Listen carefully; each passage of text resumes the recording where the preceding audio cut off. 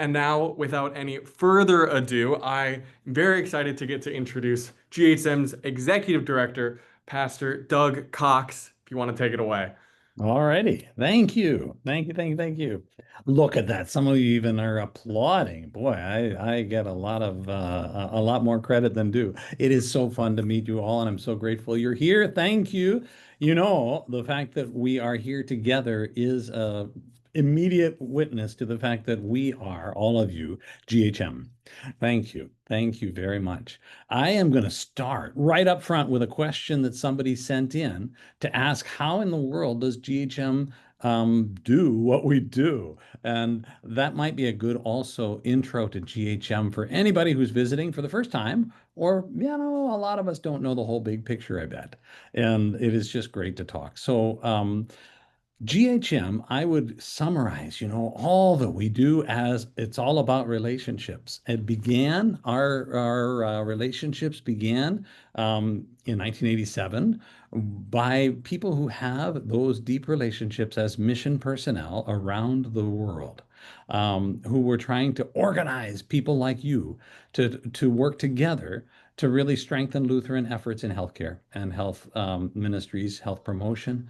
So we started that way and we continue that way based on relationships around the globe and relationships right here in the United States.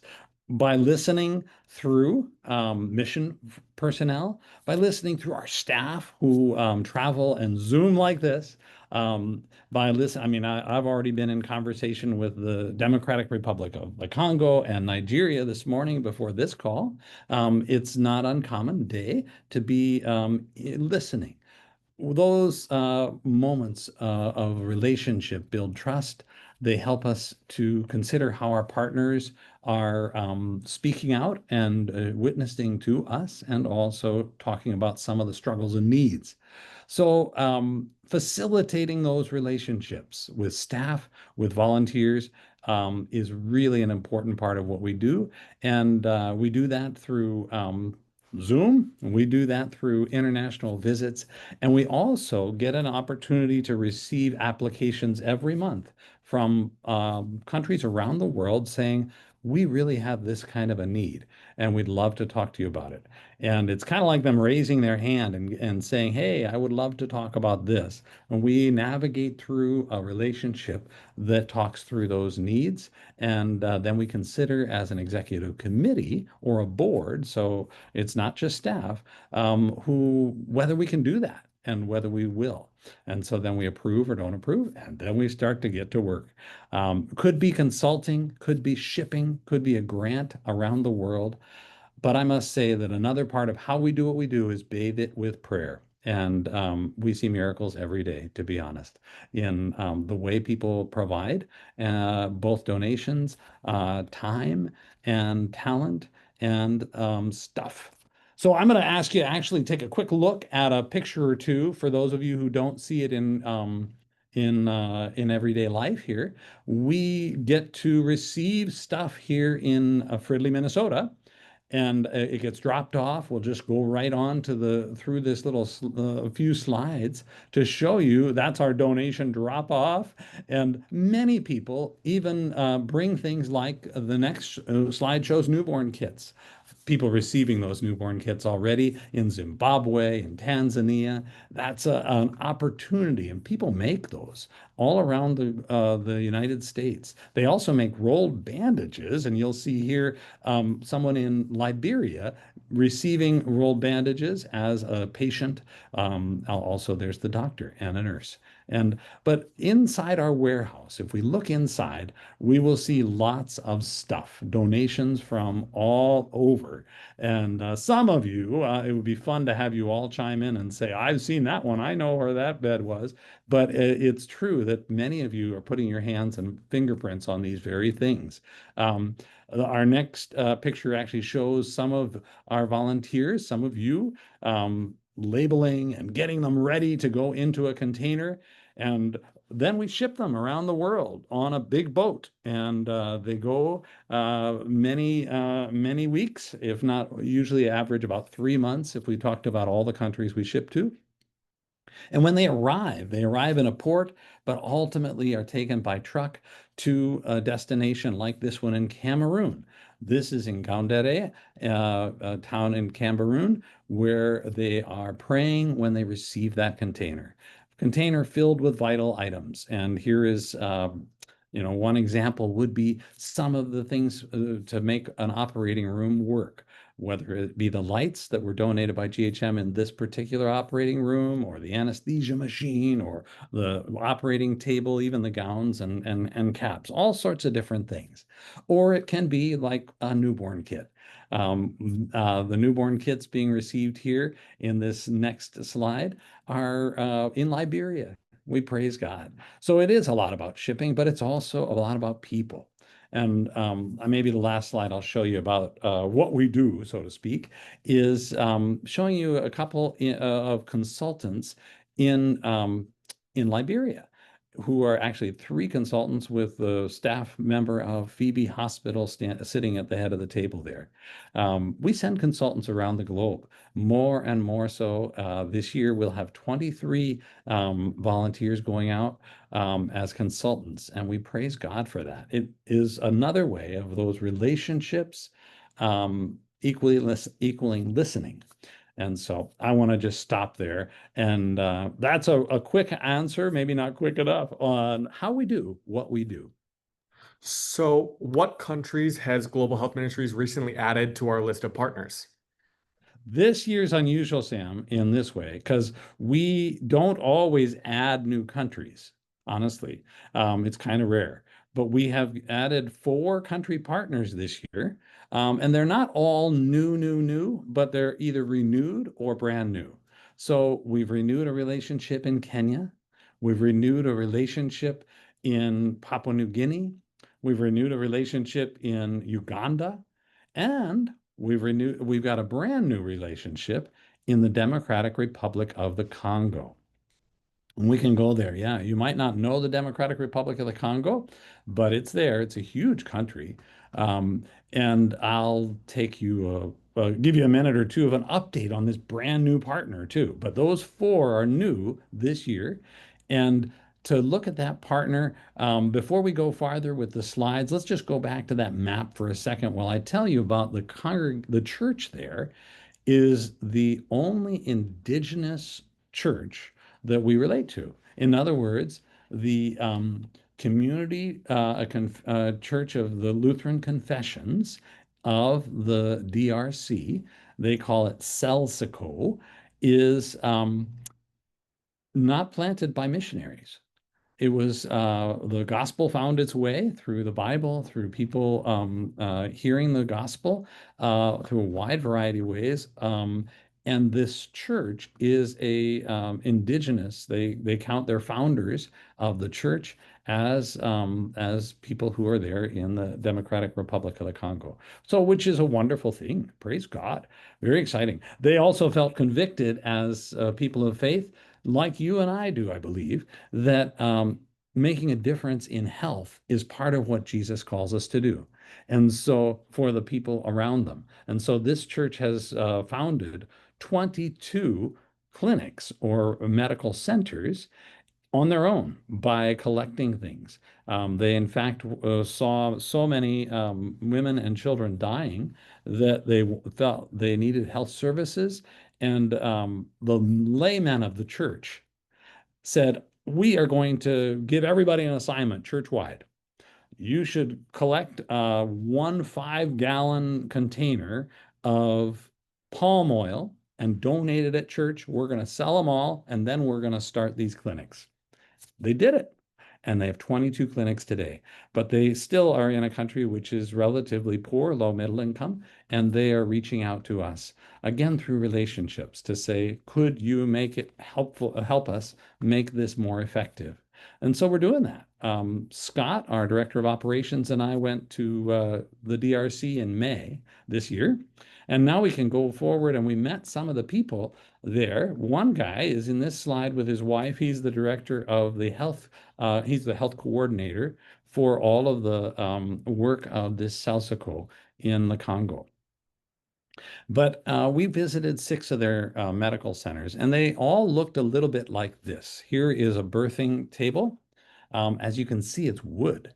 As you can see, it's homemade. You can even maybe notice a hole in the wall behind it. The building itself that it's in is rather crude and maybe not the best hygiene. The whole thing is, and yet they have very low infection rates. We talked about them there, and that was all very important to hear. But we went into their operating room, which is another slide. We visited the whole facility in this particular place, for example. Here, the next slide is actually a patient room that's not being used right now, but not because of its condition, just because they didn't have full capacity. In other words, there could be a patient in here tomorrow. We're not looking at good hygienic facility. And the next picture shows a building that looks like it's falling apart. This is after they had done some home repair.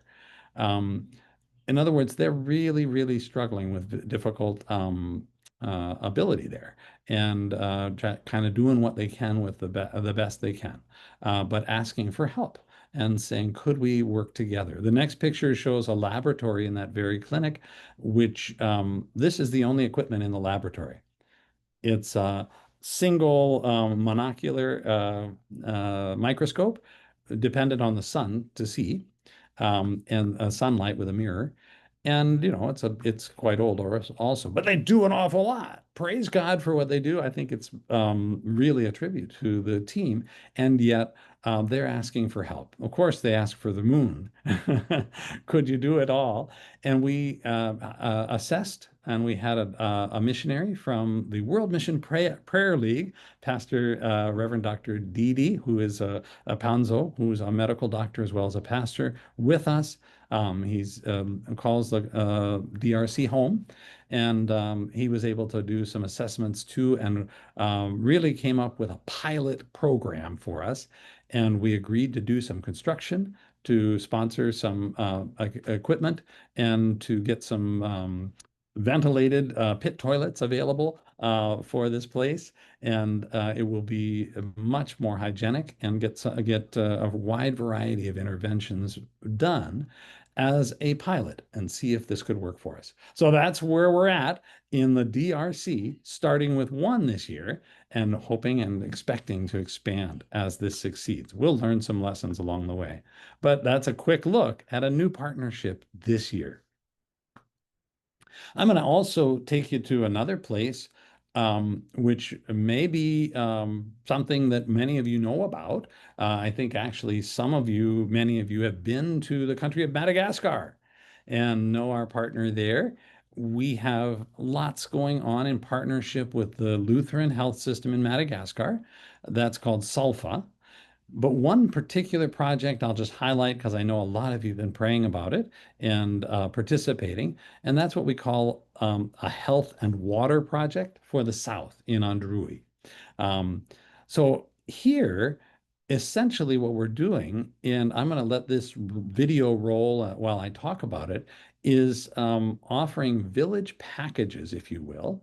And the village package includes, as you're seeing here, going in, doing a lot of work with the community to work together to say, let's drill a well, let's build a water tower, and work with you on agriculture with drip irrigation, so that you can have food and clean water as a basis for health. This is in an area where there is persistent drought, many, many years, and very, very few crop, except very spotty ones every few years. And so this has been a phenomenal life giver for people to have water and then crops. But in addition to all of those incredible things, we try to use a partner through nurses like this and community health nurses who are trained to teach hygiene, like washing of hands. You saw it. And we can even go to a couple of other pictures too to see. But there is also, in addition to the hygiene, other types of intervention, much of it teaching about planting and nutrition. I think it was amazing to me to see. If we go to the next picture, actually, we could skip to even the following one. Here is some crop harvest from last year. And what's amazing to me is 699 pounds of tomatoes where they couldn't have a harvest the year before at all or many years before. But what's even more amazing is where you look at zucchini, for example. Fourth harvest, we're talking about 12 months of sunshine. So add some water and fertile soil there, which is already there, and you could get multiple crops a year. And that is just a whole new world of possibility for these deer communities who have been suffering without food, without water, so malnutrition for many, many years and generations. Really a big deal. This is changing. And if we look at the next slide, we'll see actually some of our that's a nurse and a doctor in the white coats talking to community health workers. And a part of the project is to help facilitate them being trained on washing of hands, on maternal health and child health in all different ways, and even bringing a mobile clinic into areas which are too far remote from a SALFA clinic or another clinic. So that is a huge project that we are delighted to be partnering with the church on in making that possible. Awesome. Well, how did you first become interested in global health? Oh, now we're getting personal. Okay. So I am a pastor. I'm not a doctor. There's a lot I have learned on the job here that has taught me an awful lot of detail about global health. But why did I get interested in it? Why does it matter to me? Partly because I got back to relationships. I was a missionary in Madagascar, and my role in Madagascar was as a missionary to be a consultant to the whole church on Christian-Muslim relations. And much of the way we did that, way I did that was work through health clinics because the clinics themselves that I was assigned to work with were in majority Muslim communities where there was unconditional aid given to the community and yet also a reflection, a real reflection of the love of God. And so the work in the community was all about public health. It was all about nutrition and sanitation, as well as treating disease and illness. And I discovered how critically important, maybe I didn't discover it there, but I saw it in real time again and again. And I learned to love the importance of that and the real injustice of the lack of access to health. So I became very, very excited about public health. I also truly saw that one community member, when we went there and they didn't have any clinic and they didn't have any health workers, and I asked them with a doctor if we might be able to work together and with the Malagasy Lutheran Church and bring a clinic to their community. And this very tough looking man, actually, he was a Muslim man by faith, and his face was bitter by many years of hard work. Maybe he wasn't bitter, but he looked scary to me. And he suddenly smiled and he said, "Where the Lutherans go, the community develops. Please come." I hold on to that all the time. Part of it is because I want the reputation of the love of Christ as a Lutheran too, as to be there, that we are there for the sake of justice. And public health is a huge part of that. So I was delighted with that. And I guess that's maybe a quick story about how I got excited about the needs and the importance of public health in our world. Well, that's amazing. Obviously, we're very glad you are enjoying public health. Now, Mhm. another personal question. What do you like best and least about your job currently? Oh, wow. Well, best I gotta keep going back to the same old word, relationships. I get the privilege of working with people around the world, but also right here. And so, in a way, and we have 200 to 300 volunteers coming through our world here every month. It is a joy to I Selfishly, I think of you, of all of you in some ways as a congregation because I'm a pastor, and I love the joy of being with you, seeing the work of your hearts and your hands and your prayers. It is just a joy to be in this community and also a global community that I get to interact with. So I'm a little bit of an extrovert, and one of the things I love is the community, the relationships, and knowing and seeing the impact it makes. Yeah, it's easy to count the catchment areas of all the places we look at. Actually, it's kind of hard to do that, but when we do that, we can count well over 30 million people in the areas where we've been able to be impactful through partnership just last year. And I know that that's an incomplete number, but that's a big impact that you're having. I love the community and the impact we have together. Yeah, the Oh, and you community. asked me about the hard part? Details. It's really, really hard to stay on top of everything. I must admit that there isn't a day in the week that I don't have a lot more on my to-do list than I can possibly do.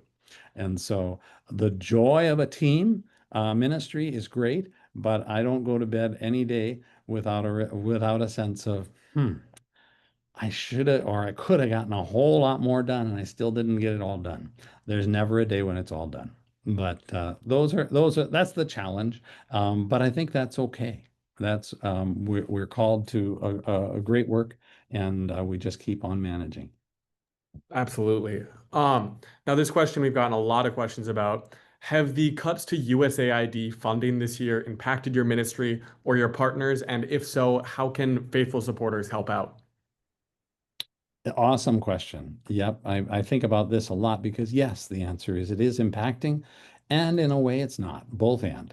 The way it's not is the good news, and that is the GHM is completely private. In other words, we get zero, and we didn't get dollars from the government. So we are privately funded by donors. And so that is huge. So the direct impact of like not getting money from USAID, that's no impact on us at all. But the impact, which is severe, is on the lower middle income countries where we are partnering. That impact is really profound and not even. It's happening in timing and unevenly all over. But the grand picture is that it's much there's more need, profoundly more need now than there was just December last year. The uh, the latest report through the Lancet, which is a really reputable health publication, um, had modeled what difference USAID has been making and now is missing. And in June, they came out publishing, looking at it looks like, for example, um, they are the impact on lower middle income countries. If we looked at HIV and AIDS alone, we've seen 190,000 deaths over that since January to mid-April this year alone that would have been prevented had the USAID support been still coming. If we combine that, that's if we look at that, I mean, statistically, that's 103 deaths an hour. When combined with malaria, tuberculosis, child malnutrition, and so many other preventable or treatable things that we are dealing with worldwide through the help of USAID, which now have been dropped. The modeling says 14 million people will die by 2030 that would not have died otherwise. Um, that's huge. 1.7 million by the end of this year alone in lower middle income countries. Those numbers are a little staggering, a little even hard for you and me maybe to imagine. But what it means is we've the need to step up and help our the injustices in this world relative to health have grown dramatically in this time because of those cuts. And that is a real challenge for us. We are praying every day and working and striving. In fact, very hard, trying to double our efforts at the very least this year. And I'm hopeful that we will achieve that. So, how has Global Health Ministries been progressing in reaching your goals like that this year so far? Actually, there are a couple slides I can show you. How's that? To show you what our goal, like I say, is really to double the efforts.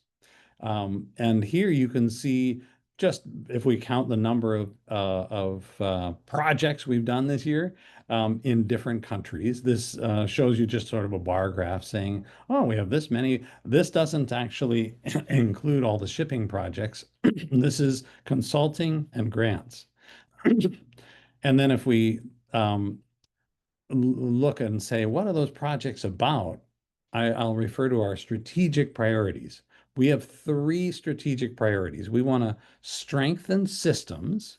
So what that's really focused on is clinical systems, so curative health.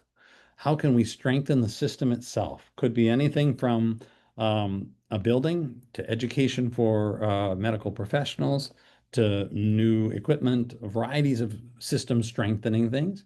Second one is benevolent support, where we know we're not making a long-term difference, but we can supply things. A lot of our shipping is exactly that. We had a Liberian doctor here last week in the warehouse, and she was so excited to be able to get roll bandages. That's not going to strengthen the system, but it'll make a huge difference in the lives of many patients today. And there's a lot of that kind of thing on a container when we do benevolent support. And then the third big strategic priority is really about public health, community-based primary health care, which is community-based health, if you want to say it. And that's really trying to keep people from being sick and give people more well-being, whether that means water, nutrition, sanitation, hygiene, lots of different things. And let's go on to one more slide, or maybe a couple more. Here is how the achievements this year pan out, basically. So if we go to that next slide, it'll show you by these priorities how much we've done percentage-wise and dollar-wise in the first 6 months. And just gives you an idea. System strengthening costs more than everything else, but we try to do all three. And then if we think about shipping and we look at the shipping ministry, here we have it with this is what went out in containers, the value of those things that have been shipped already. And that's just halfway through the year. All of this is rather large compared to last year. So I think last year combined, we were in the 4 million range plus with all of it combined, and we have already exceeded that at the 7 million at the 6 month point. We are trying very hard and moving in the direction of doubling our efforts, and much of that is in response to the needs having grown through USAID and other US government funding being cut. So it's growing. How can you be a part of that? Oh, probably many of you already are through your volunteering. It's real. We need you through financial donations, which are always essential in order to be able to give these things away and partner with those dear people who are suffering injustice by low and middle income countries access to health. And then finally, prayer is real and has a huge impact. So I invite all of that. So let's say my congregation hasn't supported GHM's ministry in the past. How do I best go about calling attention to Global Health Ministries? That's a great question. Um, we I think there are two big ways. One is make everybody aware, and that could be like an announcement in church. You could talk to your mission committee or your pastor, somebody who would give you opportunity to have an announcement made in church. You could even invite one of our team members, our staff, or our volunteers to come and make such an announcement. That would be awesome. We would love to. We could just do a display table at your church.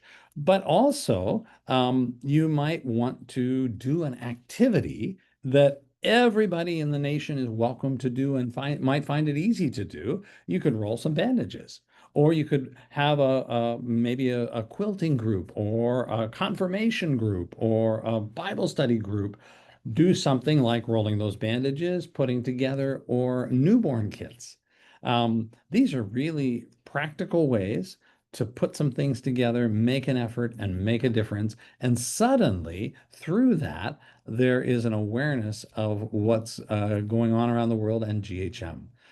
Now, having said that, I don't think it's enough just to say that. You should check it out on our website. Is that fair? I wonder if we could look on our website on this. Can we share that? This is the Global Health website, all Global Health Ministries. And if you were to go to a pull down menu that says Get Involved, you see that? Underneath there, there's all these choices. Resources is your home. That's the gold.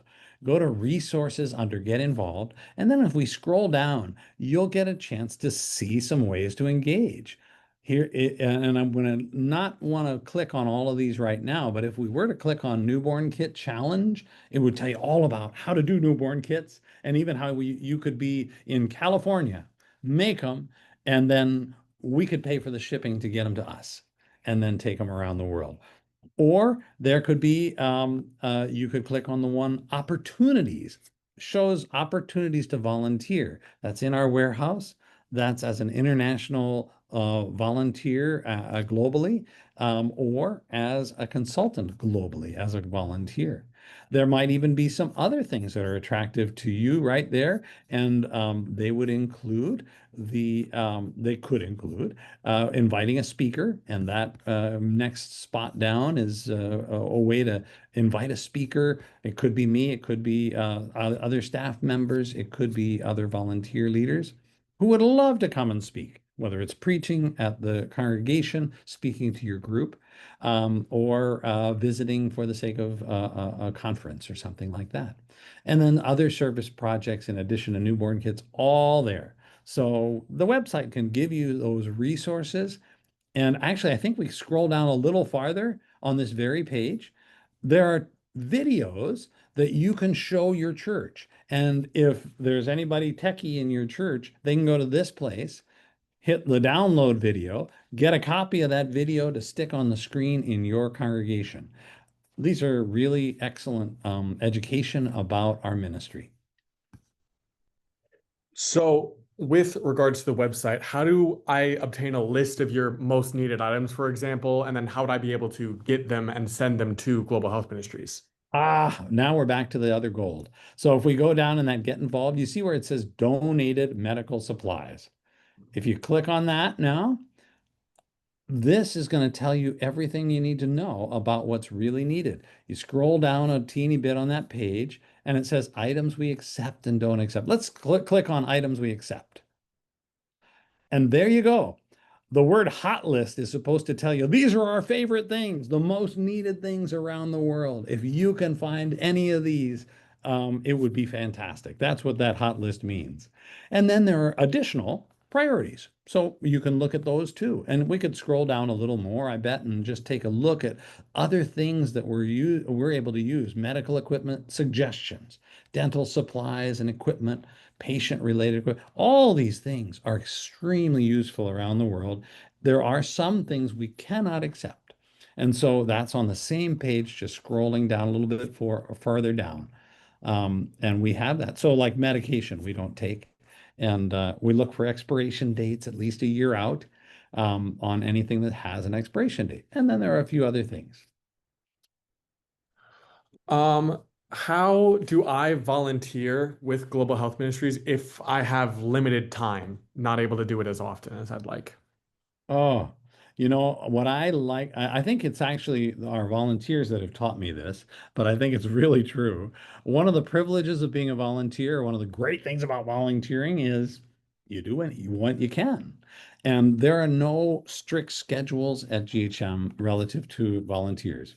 So if you come for an hour or two into our warehouse, that is welcome. You don't have to even schedule it. You can just come. If you're going to bring 100 friends with you, call us ahead of time and let us schedule it.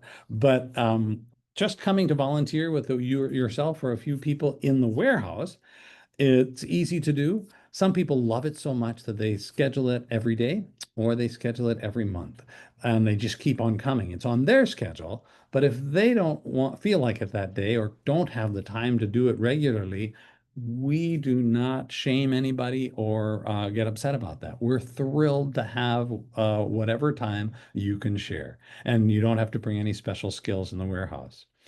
In addition to that, on our website, there's that opportunities pull down in that same get involved area. And those opportunities often list international opportunities for you to volunteer or volunteer as a consultant specifically. Those global opportunities are exciting for us to lift up over and over again. And if you're brand new and you want to learn more, you can go to that global opportunities or even the warehouse link, click on it, and have a way to send an email. Where's that email going to go, Sam? Well, I believe it'll come to me or to Yeah. you, Doug, and Magdalene as well, our co-director of consulting. And then we'll be able to take a look at it and see if there's a good fit for you. Absolutely. So it's pretty easy to be welcomed into volunteering. We love to have you there, and you can do it from wherever you are. Absolutely. Um, what is one challenge that you and GHM face or are going to be facing this year? So I think the one of the biggest challenges we face is the real trauma of a new suffering for our partners around the world, and I think that um, some of that equates to supplies that we aren't getting enough of. And so we do not have right now nearly enough supplies to be sending that we normally would have. We are low on supplies. And so the we need to get more consumables. That's gloves, that's bandages that we can get out there. And we are really facing a shortage in supplies coming in. That the very, very best possible answer to that would be through either a large health system or a manufacturer who can say, we would love to share, or a distributor, we would love to share with you these things.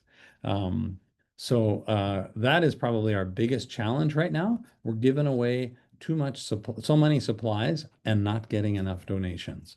Um, we are praising God for some of the discounts we're finding. We bought 1 million gloves already this year, and we will be buying another 1 million before the end of the year.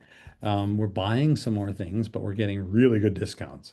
Found a great deal on hospital beds too, and we're doing a variety of different things like that. But we are continuing to be short on supply.